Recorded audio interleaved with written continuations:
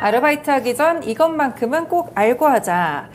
네, 일단 오늘 주제가 오랜만에 또 재테크인데요. 네. 아르바이트 이야기가 될 것 같아요. 일단 연희님은 아르바이트 좀 해보셨어요? 저는 이제 수능 끝나고 처음 해보고 이제 대학교 때 간간히 아르바이트를 했었는데요. 그 당시에 제가 시급이 4,000원이었어요. 최저시급 받으신 거 네, 맞으세요? 네. 그 당시에 좀 10년 넘었으니까. 아, 네, 오래전이군요. 4,000원이어서 그때 이제 처음 딱 알바비로 한 달에 20만 원인가 받았는데 아유. 그게 세상에서 너무 큰 돈처럼 느껴지는 거예요. 당시에 우리 떡볶이가 300원, 500원이었는데 그쵸. 떡볶이가 몇 개예요. 그래서 와, 20만 원이면 내가 금방 부자가 될 수 있겠는데? 라고 생각했는데 지금 생각해도 약간 이제 지금은 좀 귀여운 수준이지만 어찌됐건 네. 그 당시엔 20만 원이 굉장히 저에게 큰 돈이었고요. 지금 벌써 최저시급이 9,620원까지 올랐더라고요. 맞아요. 네. 벌써 한 5,000원 정도 올랐는데 이 최저시급이 오르는 걸 보면서 와, 시간이 참 많이 지났구나 이런 것들도 또 새삼 깨닫게 됐습니다.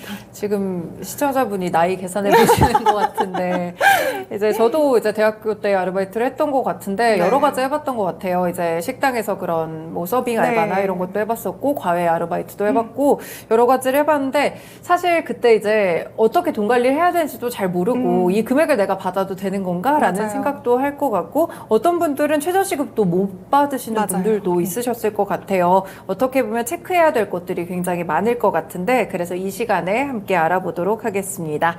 네, 일단 뭐부터 아르바이트 시작하기 전에 체크를 해보는 게 좋을까요? 일단은 최근에 아르바이트와 관련해서 좀 안 좋은 뉴스들이 좀 자주 보이더라고요. 그래서 그런 네. 것과 관련해서 일단 첫 번째로 말씀을 드리고 싶은데요. 어찌됐건 이제 아르바이트를 처음 시작했을 때는 사회 경험이 저희만큼 풍부하지 않은 청소년들이라던가 그쵸. 네. 대학생분들이 이제 알바를 좀 많이 시작을 하실 거예요. 그래서 잘 모른다는 이유로 이제 점주분들이 약간 이런 것들을 악용하는 사례들이 많은데요. 일단은 체크해야 될 것을 크게 아르바이트 시작 전에 두 가지를 말씀을 드려보도록 하겠습니다. 첫 번째로는 일자리를 잘 구하는 것부터가 저는 시작이라고 생각을 하거든요. 네. 그래서 우리가 아르바이트를 하기 위해선 여러 가지 구인구직 사이트들을 막 돌아보잖아요. 그런데 뭔가 그 구인구직 사이트가 회사 소개가 명확하지 않다라던가 네. 뭔가 내가 근무하는 시간이라던가 시급이라던가 이런 것들이 뭔가 명확하지 않은 회사는 약간 의심할 필요가 있다라고 생각합니다. 그래서 요즘에 또 좀 순수한 대학생들을 아르바이트를 미끼로 좀 범죄를 저지르고 있다 이런 뉴스들이 좀 많이 보이더라고요. 그래서 내가 이 회사 이력서를 내기 위해서는 이 회사가 정말 제대로 된 회사인가를 먼저 서치를 하는 것이 굉장히 중요하다라는 생각이 들고요. 그렇기 때문에 회사에 대한 여러 가지 그 검색 라인 쪽에다가 네, 좀 그쵸. 찾아보고요. 아니면 이 회사가 이전에도 구인구직한 그 이력들이 있는가 이런 것들을 좀 찾아보면서 검증을 해볼 필요가 있다고 생각합니다. 그리고 더불어서 면접 장소가 회사 이외에 다른 곳에서 부른다? 이거는 절대 가지 말라고 좀 이야기를 드리고 싶고요. 두 번째로는 내가 하는 업무에 비해서 뭔가 지나치게 돈을 많이 주는 회사다라는 것도 저는 의심해 볼 필요가 있다고 생각을 합니다. 네. 한 사례로 시급이 다른 일에 비해서 굉장히 많이 주는 일자리였대요. 그래서 그분이 그 회사의 면접을 보고 입사를 했더니 알고 보니까 그 보이스피싱 아이고. 수거책이었더라고요. 이 수거책의 경우에도 결국에는 처벌의 대상이 될 수 있으니까요. 내가 일을 해야 되는 그 업무에 대한 분야 그리고 지금의 최저시급보다 너무나도 지나치게 돈을 많이 준다면 이건 꼭 의심해 볼 필요가 있다고 생각합니다. 네, 그렇군요. 사실 뭐 아르바이트 처음 해보면 이제 경력도 없고 할 때는 연락을 주는 것만으로도 맞아요. 와, 일할 수 있구나라고 생각이 들어서 되게 적극적으로 구인을 하실 텐데 이런 부분들은 좀 주의를 하셔야 될 것 같아요. 일단 여러 회사에 이력서를 뿌리는 경우들이 굉장히 많을 것 같기는 한데요. 어떤 것들을 계속 꼼꼼히 좀 확인을 해봐야 될까요? 네, 이제 두 번째로는 면접에 합격해서 아르바이트를 이제 시작을 해야 되는 상황이에요. 이때는 근로계약서라는 것을 꼭 작성을 해야 되는데요. 네. 이제 우리가 아르바이트라고 하면 뭔가 그냥 뭐 알바 이런 식으로 생각을 하게 되잖아요. 그래서 그냥 뭐 단기로 일을 하는 알바라고 생각을 할 수 있겠지만 결국에는 아르바이트생도 근로자랑 똑같습니다. 네. 그렇기 때문에 근로계약서라는 건 꼭 작성을 해야 되고요. 이때 이제 아르바이트는 아무래도 단계적으로 일을 하시는 분들이 많기 때문에 주 소정 근로시간이 15시간, 15시간 이상이면 단시간 근로자로 구분을 네. 하고 있고요. 주 소정 근로시간이 15 25시간 미만이면 초단시간 근로자로 구분을 합니다. 어찌됐건 단시간이던 초단시간이던 우리는 이 둘 모두를 아르바이트생이라고 하고요. 네. 그리고 근로계약서는 무조건 서면으로 작성을 해야 합니다. 만약에 이제 사업주분께서 그냥 말로써 뭐 이러이러할 것이야 라고 하는 건 해당이 되지 않고요. 네. 반드시 문서화로 서면으로 작성을 해야 되고요. 이게 왜 서면으로 작성을 해야 되냐면 나중에 갑자기 뭐 권고사직이라던가 임금 체불 이런 여러 가지 상황에서 근로계약사가 우리를 보호해 줄 수 있는 최소한의 장치거든요. 네. 그렇기 때문에 반드시 서면으로 작성을 해야 되고요. 이거를 한 부만 작성하는 것이 아니라 꼭 두 부를 작성해서 나 하나 가지고 또 이제 사업주 하나 가지고 이렇게 각각 보관해야 된다라는 것도 잊지 말아주시면 좋을 것 같습니다. 그리고 만약에 이걸 어겼을 경우에는 그 사업장에 대해서는 500만 원 이하의 벌금이 물어야 합니다. 네, 그렇군요. 저도 이전에 아르바이트를 했을 때를 생각해 보면 약간 무슨 기업의 계열사 같은 데서 운영하는 음식점의 경우에는 꼭 작성을 했던 것 맞아요. 같은데 개인적으로 운영하는 곳에서는 사실상 잘 막 안 생략하거나 해요. 네. 안 하는 경우가 좀 있었던 것 같거든요. 10년이 지났으니까 조금 많아졌을까요? 네, 좀 꼭 체크를 해보시는 게 좋을 것 같습니다. 일단 그럼 근로계약서에 들어가 있는 내용들 어떤 것들을 좀 확인해야 될까요? 네, 일단 고용노동부 사이트에 들어가시면 근로계약서에 대한 양식을 우리가 확인을 할 수가 있는데요. 그 양식이 이제 사업장마다 조금씩 다르겠지만 일단 기본적으로 우리가 그 근로계약서 안에 포함이 되어 있는 내용은 계약 기간이 들어가 있어야 되고요. 네. 근로시간과 휴게시간이 포함이 되어 있어야 합니다. 그리고 당연히 임금에 대한 내용 필요하겠고요. 그다음에 연차 유급 휴가, 뭐 보험이 적용이 되는지 이런 여부들이 꼭 명시가 되어 있어야 합니다. 구체적으로 이제 근로기준법에 의해서 하루 동안 8시간 그리고 주 40시간 까지 일할 수가 있고요. 만약에 네. 이제 근로자와 함께 합의를 했을 경우에는 주 52시간까지가 법정 근로시간이다라는 거 체크해 주시면 좋을 것 같고요. 네. 이 법정 근로시간을 넘어서 일을 할 수는 없습니다. 그렇게 되면 이제 초과 근무수당 이런 것들을 다 받아야 되고요. 만약에 이제 최대 제가 법정 근로시간이 최대 52시간이라고 말씀을 드렸잖아요. 네. 이거는 휴게 시간이 포함되지 않은 순수 그 일하는 시간이기 때문에 내가 하루에 이제 근로시간이 4시간을 일한다라고 한다면 휴게 시간은 하루에 30분 꼭 쉬어야 되는 거고요. 내가 하루에 8시간 일을 하는 근로자라고 한다면 이제 휴게 시간은 1시간이 제공된다라는 것도 함께 기억해 주시면 될 것 같습니다. 네. 그리고 이제 아르바이트생들이 받아야 되는 임금이 가장 중요하잖아요. 네, 내가 어떤 그쵸. 돈들을 받아야 되는지 이것들을 이제 설명을 드릴 건데요. 아르바이트생으로서 우리가 받아야 할 수 있는 임금은 총 5가지가 있습니다. 이 5가지를 꼭 기억해 주시면 되는데요. 일단 첫 번째로는 가장 기본적인 거, 내가 일한 시간만큼 받는 지금 2023년에 최저시급이 제가 아까 전에 9,620원이라고 했죠. 네. 내가 뭐 5시간 일하면 9,620 곱하기 5. 이 첫 번째로는 내가 일한 만큼의 시간을 받는 그 시급이 포함이 되어 있고요. 두 번째로는 연장 근무를 했을 때 받을 수 있는 연장 수당이 있습니다. 네. 세 번째로는 내가 야간에 일을 하면 야간 수당을 받아야 되는 거고요. 네 번째로는 내가 휴일에 일을 했을 때는 휴일 수당을 받아야 되고요. 마지막으로는 이제 주휴 수당을 받아야 합니다. 네. 이렇게 5가지는 아르바이트생들이 반드시 받아야 되는 돈들인데요. 만약에 5인 미만 근로자가 5인 미만인 사업장이에요. 네. 이 경우에는 연장 수당이랑 야간 수당이랑 휴일 수당은 받을 수가 없다라는 네. 것도 알아두시면 좋을 것 같습니다. 그러면 이거를 조금 더 구체적으로 내가 어느 시간대에 일을 해야지 야간 수당을 받을 수 있는지 이것들을 설명해 드릴게요.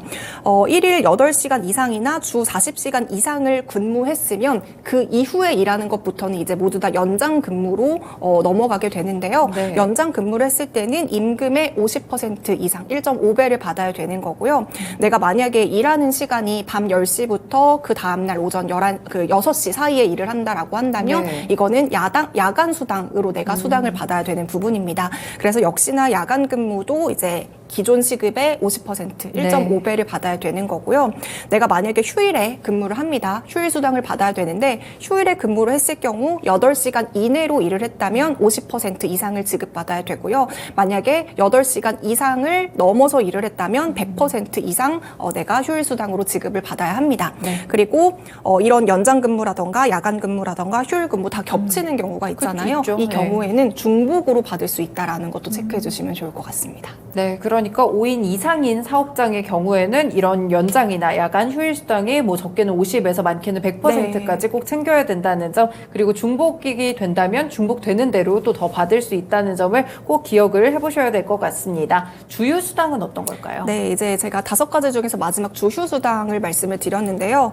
주휴 수당 같은 경우에는 아까 전에 5인 이하면 뭐 3가지는 못 받는다고 네. 했잖아요. 하지만 주휴수당 같은 경우에는 상시 근로자 수가 5명 미만이어도 무조건 주휴수당을 받을 수밖에 없는 부분입니다. 그래서 주휴수당은 꼭 받아야 되는 부분이고요. 그럼 이 주휴수당이 무엇이냐?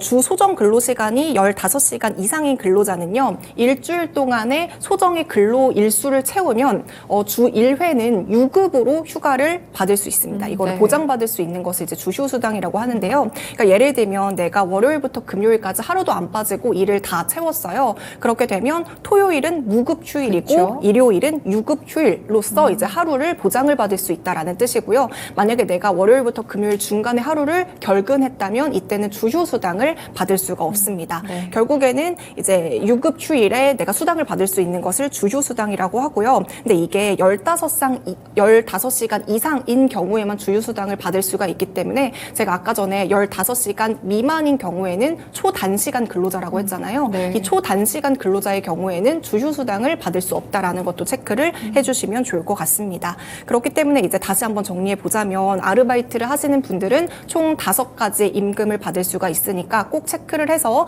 내가 일한 만큼의 권리를 받으시면 좋을 것 같고요. 이제 수습 기간을 간혹가다 갖고 있는 네. 그 사업장들이 있거든요. 사실 수습 기간에 최저 임금보다 좀 적게 주시는 사업장분들이 있는데 사실 이게 뭐 안 되는 건 아니에요. 최저 시급보다 좀 적게 줄 수는 있는데 다만 그 조건이 있습니다. 내가 이 사람을 채용했을 때 계약 기간이 1년 이상이어야지 네. 수습 기간을 갖출 수가 있고요. 이 수습 기간도 3개월까지만 됩니다. 3개월이 넘어가면 수습 기간으로 쳐주지가 않고요. 그렇기 때문에 예를 들어서 내가 계약 기간이 6개월인데 갑자기 3개월 동안 수습을 해야 된다라는 것은 해당되지 않고요. 네. 내가 계약 기간이 1년인데 6개월 동안 수습 기간을 갖겠다라는 것도 이제 해당이 되지 않습니다. 그리고 수습 기간에도 최저임금의 90%까지는 무조건 지급을 해줘야 되고요. 그 이하로 주는 것은 또 이제 이것도 위법 사항입니다. 네, 그렇군요. 주휴수당과 더불어서 수습 기간에 어떻게 좀 받아야 되는지 법적인 부분들 함께 체크를 드렸습니다. 일단은 아르바이트생 입장에서는 이런 수당들을 다 챙겨가는 게 당연하게 느껴질 것 같기는 한데 네. 고용주들 입장에서는 아무래도 좀 부담스러우니까요. 수당을 좀 회피하시려는 분들이라든지 요즘은 쪼개기 아르바이트도 굉장히 성행을 한다고 해요. 요건 어떤 걸까요? 네, 이제 최저임금이 계속해서 오르면서 고용주들도 어느 정도 인건비를 지급하는 것에 대한 부담이 사실상 있습니다. 있죠. 네. 그래서 이제 주휴수당은 모든 사업장에서 다 줘야 되는 부분이기 때문에 이 주휴수당까지 포함을 하면 실질적인 최저임금이 11,800원이라고 하거든요. 그렇기 때문에 제가 아까 전에 초단시간 근로자는 주휴수당을 받지 않는다고 말씀을 드렸잖아요. 그렇기 때문에 지금 고용주들이 일부러 15시간 미만으로 고용을 하는 약간 쪼개기 아르바이트로 공고를 올린다라고 합니다. 그래서 이런 분들이 점점 많아지고 있는데요. 이렇게 쪼개기를 하면 주휴수당을 주지 않아도 되기 때문에 인건비에 대한 부담이 어느 정도 줄어들기 때문입니다. 네. 하지만 이 지금 쪼개기 아르바이트 자체가 사회적인 문제를 일으킬 수 있다라는 여러 가지 해석들도 있거든요. 왜냐하면 쪼개기 알바를 고용하시는 분들이 많아지면 그만큼 일자리 자체는 많아집니다. 네. 하지만 장시간으로 안정적으로 일할 수 있는 일자리 자체는 줄어들기 때문에 전체적인 고용의 질이 낮아질 수 있다. 이런 부분들을 좀 경제학자 분들이 지적을 하고 있는 부분이고요. 네. 그렇기 때문에 이런 주휴수당, 뭐 쪼개기 이런 것들이 노동시장이나 고용 형태를 왜곡할 수 있는 부작용이 크다. 이런 부분들을 좀 개선할 필요가 있다라고 이야기를 하고 있습니다. 네, 그렇군요. 고용주 입장에서는 어떻게 보면은 또 이런 것들을 활용할 것 같기도 한데 고용의 질이 낮아질 수 있다는 부분에서는 사회적인 문제가 될 수 있다는 점도 체크해 보시면 될 것 같습니다. 네, 그리고 아르바이트생들은 그러면 4대 보험은 어떻게 하나요? 가입을 해야 될까요? 네, 맞습니다. 이제 아르바이트생도 제가 아까 전에 근로자라고 말씀을 드렸잖아요. 그래서 근로자이기 때문에 똑같이 4대 보험의 가입 대상이다라는 네. 거 기억해 주시면 좋을 것 같은데요. 하지만 근무하는 시간이라던가 이런 거에 따라서 가입되는 조건 조건이 조금씩 다릅니다. 지금 국민연금이랑 건강보험 같은 경우에는 일주일에 15시간 미만 일하면 가입 대상자가 아니고요. 4주에 60시간 이상 근무하는 사람들에 대해서는 이제 국민연금이라던가 건강보험이 무조건 의무 가입 대상이다라는 거 기억해 주시면 될 것 같습니다. 네. 그리고 이제 고용보험 같은 경우에는 3개월 이상 일을 하는 아르바이트생에게는 무조건 의무적으로 가입을 해야 되고요. 산재보험의 경우에는 내가 단 하루를 일하더라도 산재보험은 필수적으로 가입을 해야 되는 부분입니다. 그래서 산재보험의 경우에만 사업장에서 전액으로 부담을 하고요. 국민연금, 고용보험, 건강보험 이런 것들은 다들 아시는 것처럼 사업장이랑 내가 50% 반반씩 부담을 하고 있는 부분입니다. 네, 만약에 이제 사업장에서 간혹 가다가 4대 보험 안 넣어주고 네. 3.3 원천징수로 떼가겠다 이렇게 말씀을 하시는 분들이 있는데요. 원칙적으로는 4대 보험이 의무 가입이지만 뭐 또 이렇게 하시는 분들도 있다고 해요. 네. 하지만 3.3으로 원천징수를 하게 되면 이제 그 고용 알바생들은 5월에 따로 이제 종합소득세를 신고를 해야 된다는 것도 기억해 주시면 될 것 같습니다. 네, 그러면 아르바이트생들은 퇴직금도 받을 수가 있을까요? 네, 아르바이트생들도 이제 1년을 채우면 퇴직금을 당연히 받을 수가 있고요. 하지만 이제 주 15시간 미만으로 근무를 하는 경우에는 1년 동안 주 15시간 이상 근무한 달이 12개월 중 12개월 이상이어야지 이때는 1년 이상 일했을 때 퇴직금을 받을 수 있다. 그렇게 되고요. 네. 퇴직금의 경우에는 그냥 일반 회사처럼 똑같이 내가 평균적으로 3개월 동안 받았던 급여의 평균 임금을 이제 퇴직금으로 측정을 하게 됩니다. 퇴직금이 내가 이제 내통정에로 들어오는 그 시기는 내가 퇴사를 하고 나서 14일 이내로 돈이 들어와야 되고요. 네. 만약에 늦어지면 지연 일수에 따라서 20%의 비율의 지연 이자도 함께 발생을 한다고 합니다. 하지만 14일 이내로 들어오는 것이 지금 법적으로는 원칙이지만 네. 내가 이제 사장님과 함께 협의를 했다면 조금 더 늦어져도 사실상 뭐 관계는 없을 것 같고요. 만약에 이제 퇴직금이라던가 임금 체불의 문제를 겪고 있는 분들도 분명히 계실 수도 있어요. 네. 이 경우에는 그 사업장 관할 지역의 고용노동청에다가 신고를 하면 이제 임금 체불 진정 제기를 함께 신청을 할 수가 있는데요. 이제 신고를 접수를 하게 되면 근로감독관이 1차적으로 사업주에게 가서 임금을 지불해라라고 이야기를 해요. 네. 그런데 이렇게 1차적으로 명시를 했는데도 지급을 하지 않게 되면은 이제 국가가 대신 임금을 주게 되거든요. 이거를 채당금이라고 하는데 채당금을 통해서 이제 일한 알바생들이 돈을 대신 돌려받을 수가 있겠습니다. 그래서 최근에는 또 이제 사실 그냥 일반 아르바이트뿐만이 아니라 대부분의 회사에서도 네. 일부러 퇴직금 안 주려고 아, 그쵸. 11개월만 네. 뽑는 이런 좀 꼼수들도 많다고 합니다. 그렇군요. 네. 그리고 이제 아르바이트를 하는 경우에 요즘 좀 논란이 또 있었던 실업급여도 받을 수가 있을까요? 네, 아르바이트도 사실 이제 실업급여, 퇴직금 다 받을 수가 있는데요. 실업급여에 대한 그 조건 충족은 그냥 일반적인 실업급여를 받는 분들과의 조건이 똑같습니다. 역시나 고용보험에 가입이 되어야 되고요. 정리해고와 같이 비자발적으로 실직을 해야 되고요. 또 실직 이전에 18개월 동안 고용보험 가입 기간이 180일 이상이 되어야 합니다. 네. 그래서 18개월 동안 180일 이상 이걸 충족시키기 위해서는 그 실직이 된 아르바이트 이전에 것도 함께 합산을 할 수 있다라는 네. 것도 이제 기억을 해주시면 될 것 같고요. 만약에 이러한 조건이 다 충족이 된다면 내가 받았던 임금의 한 60에서 80% 정도를 실업급여로 보장을 받을 수가 있습니다. 네, 그렇군요. 아르바이트도 실업급여가 해당이 된다고 하니까 기간이랑 이런 부분들을 잘 체크해서 만약에 또 해고가 되셨다면 좀 이런 부분들도 참고해 보시면 좋을 것 같습니다. 사실 아르바이트는 뭐 성인들도 많이 하고 대학생들이 대체적으로 많이 하긴 하지만 청소년의 경우에도 아르바이트를 하는 경우가 있더라고요. 혹시 청소년이 아르바이트를 하게 된다면 조건이 조금 다르게 적용이 될까요? 네, 일단 원칙적으로는 15세 미만의 경우에는 청소년이 취업 금지이긴 하거든요. 네. 하지만 뭐 학업이라던가 성장이라던가 이런 것들에 방해가 받지 않는 조건이라면 노동부에서 취직 인허증을 발급을 해줍니다. 네. 그걸 통해서 만 13세 이상부터는 일단 뭐 법적으로는 아르바이트를 할 수 있는 나이다라는 거 알아두시면 좋을 것 같고요. 뭐 시급의 경우에도 청소년이나 성인이나 똑같이 당연히 시급은 받아야 되는 부분이고요. 각종 수당 같은 거, 뭐 퇴직금 이런 것들도 당연히 똑같이 뭐 근로계약서 작성하는 거 제가 앞서 말씀드린 것도 모두 다 청소년과 성인 성인이 동등하게 작용을 한다라는 거 기억해 주시면 될 것 같습니다. 네. 하지만 이제 청소년의 경우에는 만 13세 이상부터 18세 미만까지는 그 부모님 동의서가 있어야 되고요. 가족관계 증명서라던가 여러 가지 추가적인 서류가 필요하고요.